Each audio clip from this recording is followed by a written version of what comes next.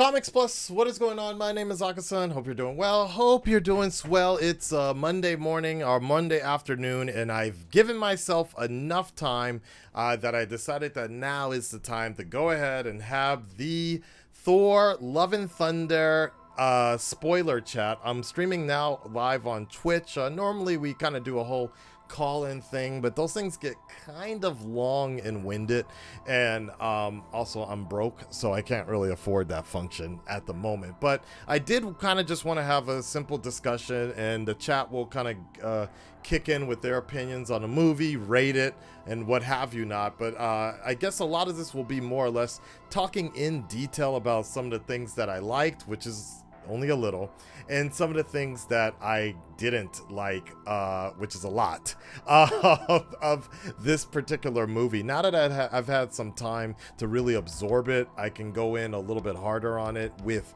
actually mentioning why certain things I felt just did not work. And you know, overall, I think Taika did a good sort of thing. I love the fact that the moment I start the review, somebody leaves.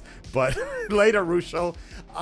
One of the things that I really felt was just, I felt like Taika is a very accomplished director, and he like, let's not get things wrong. Let's not get it twisted. He can make movies. He makes really good movies. He's made movies that have been under Oscar contention and such, and have been nominated, I believe, for some of his movies. But I just think this is a case of just sort of, I think it's just a problem with just mass producing when somebody gets a little too comfortable, I suppose, with the manufacturer's movie making style that is Disney. I feel that Disney / Marvel / Star Wars, that sort of thing. I think that's kind of what is happening, is like, when you get that first crack at making a movie for Disney, you're giving it your all. That's the audition tape, right? You're bringing your best, right? But then after that, it's a kind of a matter of like, you know, like, look at the issue that happened with Joss Whedon. The first movie, Avengers, he enjoyed the hell out of it, right? But then when it came to that sophomore film, it was just a battle between the studio and mandates and blah, blah, blah. I feel that Thor Love and Thunder was something of the same, but in a different sort of situation where Taika had more freedom and more creativity to do whatever he wanted, and very similar to Wonder Woman 84, right? Where the director got more freedom to do stuff, but nobody really stopped to think and check and be like, yes, you can do it, but should you do it, right? Is there something getting lost in the story here? Is there something getting lost in the emotion? And I feel that that's exactly what's happening, is that I feel like there was some point where I felt like I was watching just two different tonal types of movies, and where Ragnarok seemed to have a nice blend of both the comedy, but it kept pacing the story. Hela,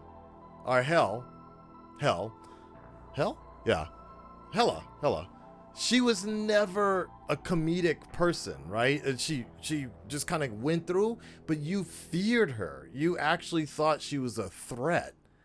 And with a huge, capable villain, actor like Kristen Bell should not feel like a minor part of this movie. And that's exactly what it was. That's exactly the way it felt. Even the Vecna from Stranger Things, who had just about the same amount of screen time that Kristen Bell had, felt more of a threat, you know, more intimidating, where, you know, Bell is up here working his ass off in every scene, but you just don't really care because the story never really made it seem like he was that big of a deal. Even the idea of trying to get a bunch of different gods together to come together was a throwaway situation. It was basically an entire. It was, in some ways, it felt like it was the casino plot in Star Wars: The Last Jedi. It's there for a second. It's there for a thing. It's some way to somewhat drive the story, but it just basically felt like a roundabout way of just killing time when that could have better been used for something else.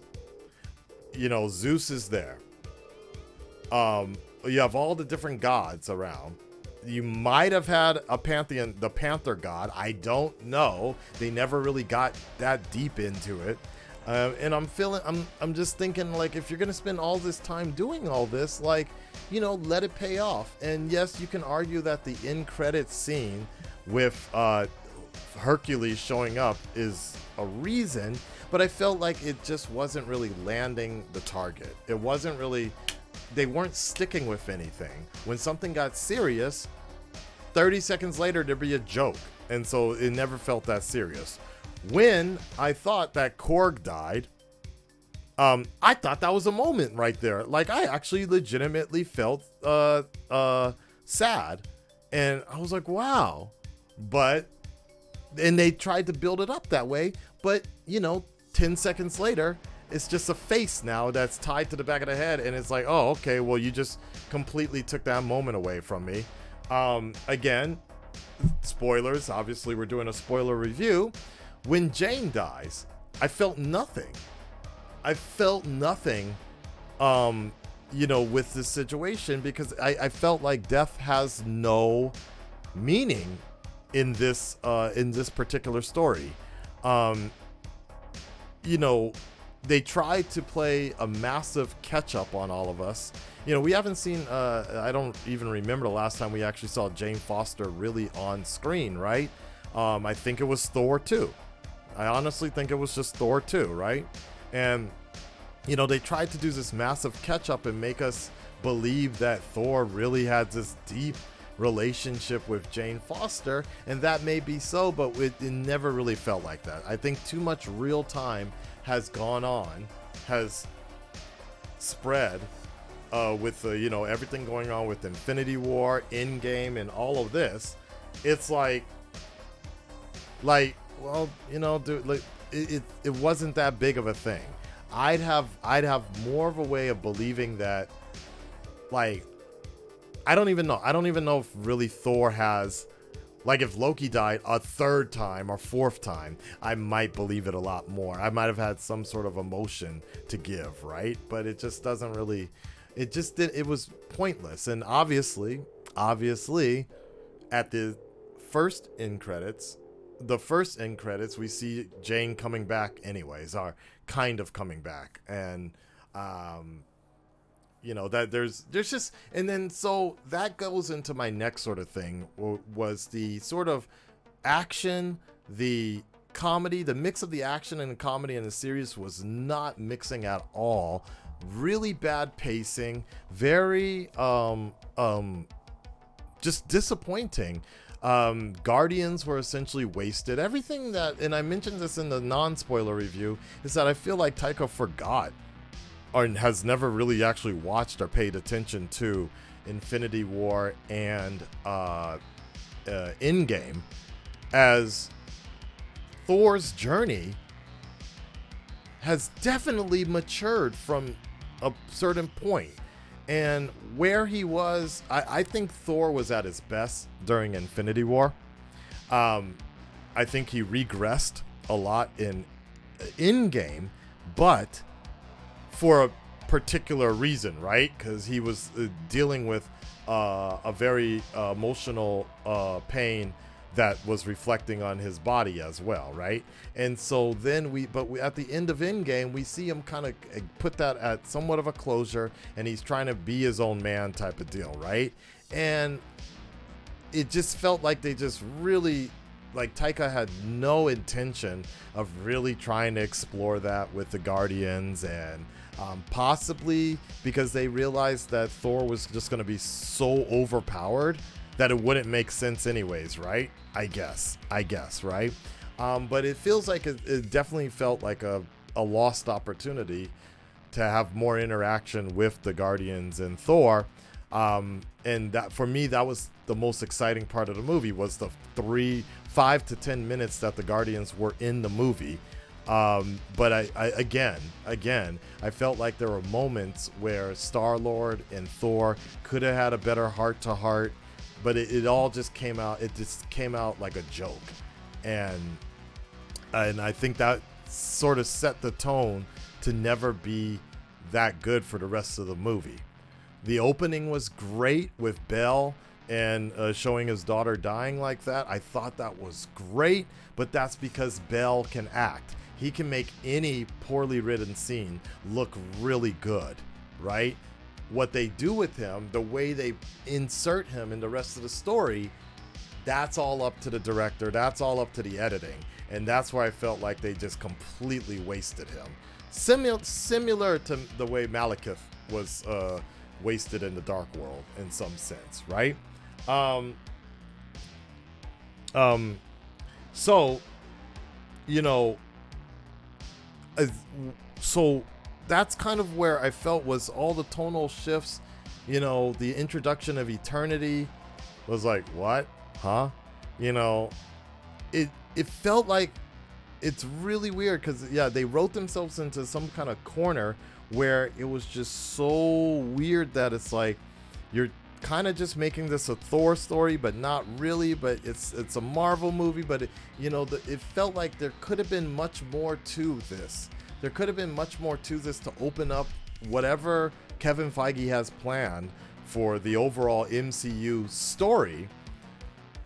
It seems like it just was a wasted opportunity this time around. And as you know, being one of the most powerful, most intimidating villains, that is Gore the God Butcher, we didn't really see him doing much butchering, and kind of came off again like a better version of Jared Leto doing a Heath Ledger Joker impression or something like that. Like he was channeling some sort of Joker type of deal. And while it worked in the scenes that he was in, the overall point of it just didn't seem that intimidating at all. It would have been dope to actually have seen some of the Norse gods and the Greek gods all teaming up and going after Gore. There was too much humor and not enough gore. Let's put it that way. Things like that. And outside of these things, and again, a lot of these things I feel like might get better among rewatching, but I felt like this was the biggest problem that I had with Thor Ragnarok. But then after Infinity War, after all the in-game rewatching Ragnarok the other day, I was like, oh, this flows fairly well. I was super pissed at the time because they completely butchered the Planet Hulk storyline. And I'm somewhat along the same lines this time around, where they butchered one of my favorite Thor storylines, which is Gore the God Butcher. Now, granted, they couldn't take everything from there, and there were moments that they took, and even with Jane Foster as Thor, there were moments they took from the comics almost directly out of the comics, and I appreciated that. It just felt like it was really missing the serious tone that it needed to when you have a guy that's literally killing all the gods out there, and then you have a woman fighting cancer, and Mjolnir, the power of the Asgardian powers, are actually killing her faster and more. And every time they focused on it, they threw in another joke to kind of alleviate the situation, and you completely forgot that this was kind of supposed to be a serious thing. And at the end of the day, for me, I completely checked out the moment we had our Thor Shazam point, where he essentially, it's one thing to let Jane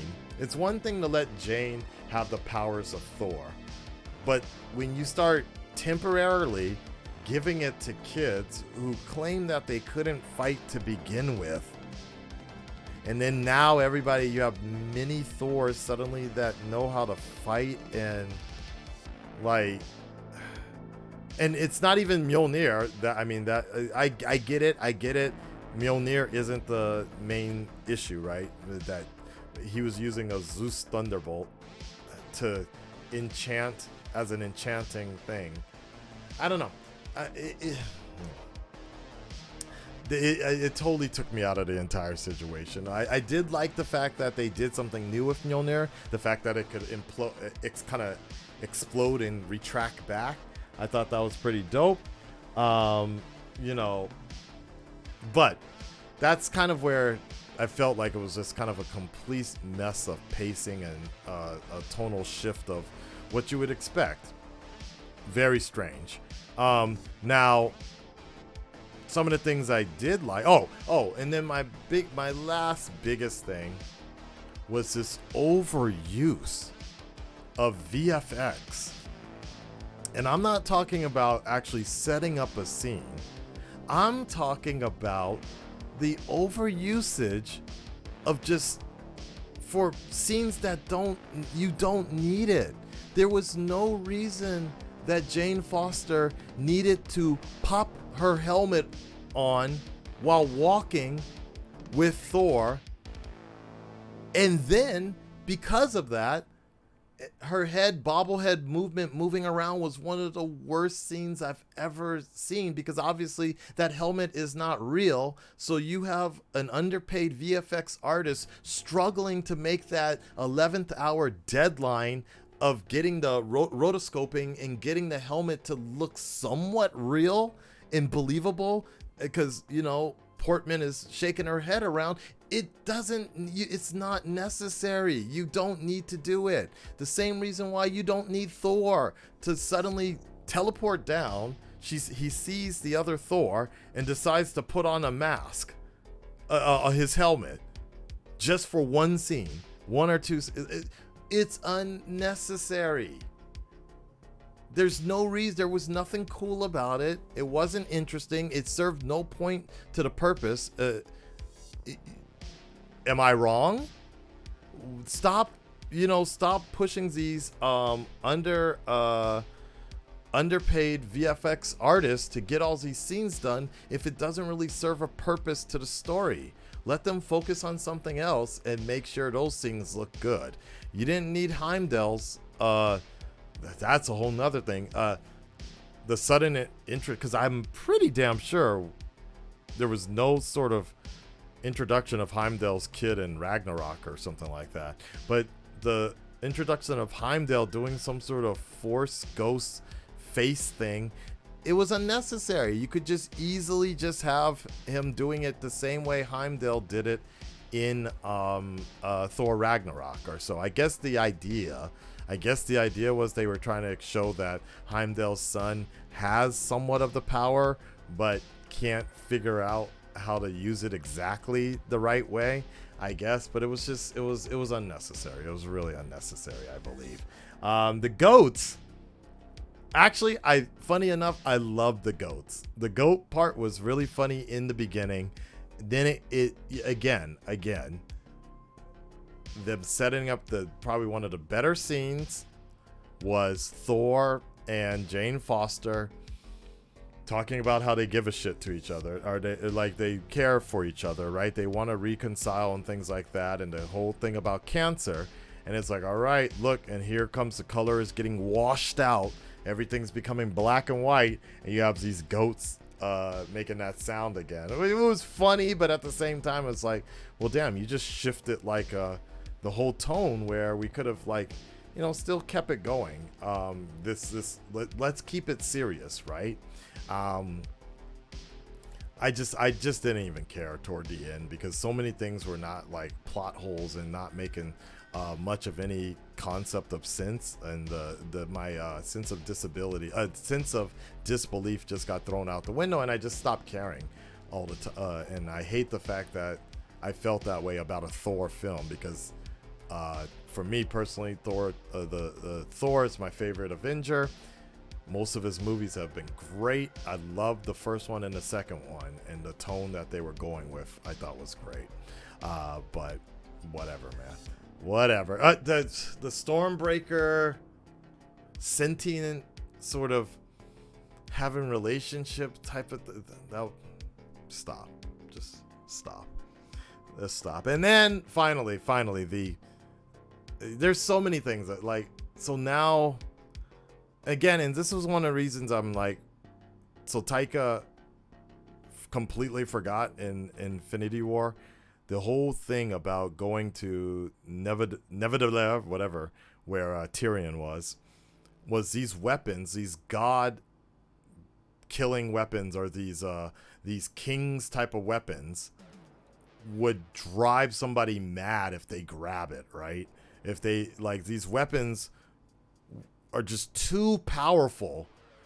But you mean to tell me that Gore's kid at the end of the movie, if I remember correctly, I think Gore's kid was running out there with Stormbreaker, and Thor had Mjolnir, if I remember correctly. So, you know, Love, as now we know what the title is, Love and Thunder. I'm like, so she's welding Stormbreaker? It just felt like what makes Thor special isn't even special anymore at this point, because it just seems like everybody can do it. Like, you mean literally a guy, like this huge weapon that's supposed to make somebody go mad, this kid can just carry it like that? I'm like, get the fuck out of here, dude. Like, it felt like they completely, in some way, I wouldn't say effeminized, but they just kind of weakened just everything special about what Chris Hemsworth brings to the Thor sort of table, so to speak. On top of that, I don't know what they were thinking with that second costume that he brought on. The one that he was rocking with in the beginning, that black kind of Viking sort of look. I thought that was great. I thought that was good enough. But then when they, again, with these dramatic the costume changes, this bodysuit he's wearing made him look like an action figure, like a bulky ass He-Man action figure. And I'm just like, nah, dude, nah, man. Now, that's all the nitpicking or whatever. That's all the nitpicking. If she's not an ordinary kid, yeah, I get that, but it's kind of like, at the same time, she's still a kid. For Storm, I'm like, okay, I guess, but whatever. Like, yeah, I didn't care anymore. The one thing I really did like, and I feel like this was an underusage, was his name is Michael or so, the composer. The Guns N' Roses stuff I thought was way too much, even though I like Guns N' Roses, and I felt like that wasn't suitable. One song, every once in a while, it was fine, but the whole thing with Heimdall's kid being Axel, I'm just like, yo, put that somewhere else, man. I'm like, come on now. Like, so Michael Giacchino, who does a lot of music, he's making super bank, I hope, from the Marvel movies, because he's putting out a lot of their tracks right now. The Ballad of Love and Thunder. Google that right now. Go check it out. Google that right now and play that and tell me that doesn't seem to be that should have been the entire theme. This this just heavy orchestra rock sort of chamber music, super cool. This is kind of what I would expect, because this is kind of the music. When I hear this music, I'm like, that's Thor. Like, when he comes down, that same feeling when Thor came down to Wakanda with Stormbreaker rolling out, that's the way this music makes me feel. Like that hype, like, oh man, it's about to go down. Thor has arrived. And it's used, but I don't think that tone gravitated to the rest of the movie. And I feel like that should have been what that entire movie should have felt like when they come down or whatever. When Thor and Jane Foster Thor are fighting side by side, I don't think we saw it, but there wasn't a lot of tandem work between the two, and I felt that could have been a little cool too, but missed opportunity. Just feel like there was just a lot of missed opportunities to truly have like a nice epic situation that was replaced by a lot of bad pacing and focusing on the things that weren't as important as they should have been important. They were touched upon, but the serious stuff was touched upon, but it was never really delivered as strong as it could have been. And for sure, Gore's turnaround time and redemption or whatever, like whatever. Thor talking to Gore and being like, I know your pain. I know what you feel. When did you find this out? Like, I guess maybe when he talked to him or something like that. Like briefly, like you seem to really know in detail exactly what Gore is feeling or whatever. It was just it was so like I don't know if it can be redeemed in a few years, but I hope it does, because right now I'm just not feeling it. Thank God the Multiverse of Madness was pulled off fairly well, because Phase 4 has not really been getting the same hype levels, when I felt like now's the perfect time for them to be. You got the Fantastic Four, you got the mutants, you got all of that going. You have that in your arsenal now. Like, let's go. Where's Doctor Doom? Where's where's the threat? Where's the big thing right now? All right, let me go ahead and let me read off some of these comments really quickly, and then we'll close the video for YouTube. Okay, so they got their 5 minutes and they were out. Yep, I don't think the Guardians of the Galaxy were wasted. It wasn't their movie, yeah, but I felt like they could have handled that a lot better, because that's the one time we're probably going to see them working together until maybe one more time in a big Avenger movie or something like that. It would have been cool to see them. Like, I always enjoy them working together, and it was just kind of corny. Yeah. I hope the Guardians, at least Thor, will cameo in the next Guardians of the Galaxy movie. That would be nice. Just for a bit, They needed to have some strange. Eternity was cool, but yeah, I mean, to be fair, it's hard to do a comic book villain in one-off movie because you can't really flesh out the character. Yeah, I get it. Yep, Bad coined that phrase. That's why Thanos works. He had multiple movies. That's not true though. I don't think so. I know what you're saying. I know what you mean, but I would have been completely fine with Gore living. I would have been fine with Gore living and just bouncing and coming back another time.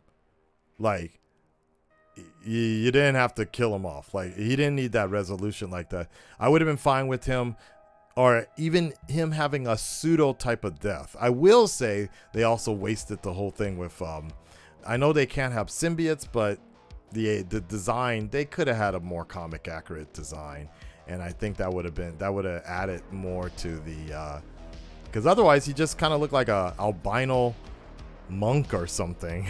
Like, sometimes, dude. Yeah, could have used more butchering, that's for sure. But again, again with Infinity War, think about Infinity War. Thanos, he came in. We were captivated by him from the beginning. I'm not saying that Gore needs to be Thanos level. Think about Hela. She came in. It was all good. We never felt like we needed to see more of her. She came in, did her job, busted up Mjolnir, and it was everlasting. What impact did Gore have at all in the overall in the story? He didn't, like, it would have been dope if he killed a Watcher, at least. a watcher or somebody, like, I don't know, something, but you literally could delete this movie from the books and almost everything would still be the same, with the exception now that Thor has a little kid sidekick or something, daughter or something, which is yeah.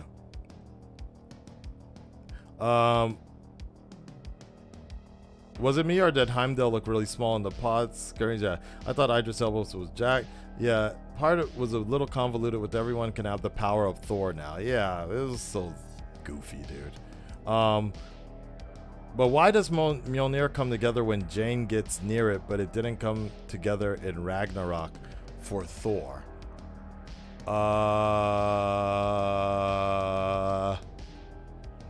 Well, to answer, briefly to answer that, I suppose, is the damn. I mean, the whole thing was like Thor was bringing the power. Mjolnir is just a conduit, like that. It's the thing that channels Thor's power. Where I guess what they were trying to do was in retrospect and they were retroactively saying that Mjolnir was tasked. The way Odin put a incantation on Mjolnir for his son, Odinson, Thor put an incantation on Mjolnir accidentally by asking Mjolnir to always protect Jane Foster. I guess. Whatever. The goats were annoying. Did they ever even explain what the cancer was and how Jane got it? No, they didn't. They never explained which version of it was. I was wondering if it was gonna be like colon cancer or breast cancer or something like that. And to be honest, I don't know. Like, I was kind of wondering, if, because she was on stage 4, and I was like, if she had stage 4, that's super bad. But it's interesting. They completely avoid it. Maybe it's because of Chadwick passing, but they just completely avoided the getting too deep into that conversation, because I was thinking about that myself, right? So yeah, it was kind of weird. But I get it. Yeah, Guns N' Roses playlist on the OST. Yeah, it probably is. Let me see why. Hello there. Yes, could have used more butchering. Yes. Phase 4 was kind of weak for that follow-up. Okay. It's interesting that the last 2 Marvel movies have been right around 2 hours. They both could have used maybe another 30 minutes. Makes me wonder why they cut down Multiverse of Madness down from its original runtime. For me personally, I don't think it's the runtime that is messing things up, because as we have seen other movies that are super long, and I'm usually ready to leave. After the 2 hour, for me personally, I am one of those consumers that after the 2 hour mark, I'm kind of, if the scenes are dragging out, or if it's like whatever, I'm ready to like just kind of wrap up, and I'm just like, okay, I was like, this is kind of a waste. Like, what's the end credits? Come on, give me a shocker. I need a teaser. I need something to look forward to. And the last time we had something like that was almost the early beginnings of Phase 4 with Shang-Chi. That was the last time we got something that was going to lead into it, and then every other end credits, I won't say have been a waste, but they haven't really been that detrimental or that to get us talking or anything like that. I don't give 2 shits about Hercules being involved within the MCU. Like, I was just like, oh, okay, whatever, not a big deal. Very weird indeed. Yeah. To be honest, the trailers look like everything Aka explained here. Yeah, It is. It's a rush. I mean, even with Thor Ragnarok, you saw that there was kind of like a nice, smooth sort of feel to it, so to speak. Where in Thor Dark World, same deal. One of my favorite trailers to this day is still Thor Dark World. I thought that worked. It's one of my It was one of the reasons I became a reactor and such. Right. One of my earliest reactions. Thought that was really good. I don't know. It was just they super dropped the ball on this one. It just felt like they didn't really care as much. They weren't really that interested in putting out a quality product opposed to more of a in-between project, if that makes sense. We'll see. Well, let's hopefully, again, I would have been a little more concerned for the fate of the MCU if we didn't just happen to see Doctor Strange 2. So I'm not super worried, but I'm just disappointed because I thought they could have done a lot more. And I hope Chris Hemsworth will come back again for another one, and they give us a very, very proper sort of story for the Thor franchise. Red Dread Nation, stand up, speak up, let me know what you guys think. The next Marvel movie, when's it coming up? And we'll talk to you on the next one. All right, peace.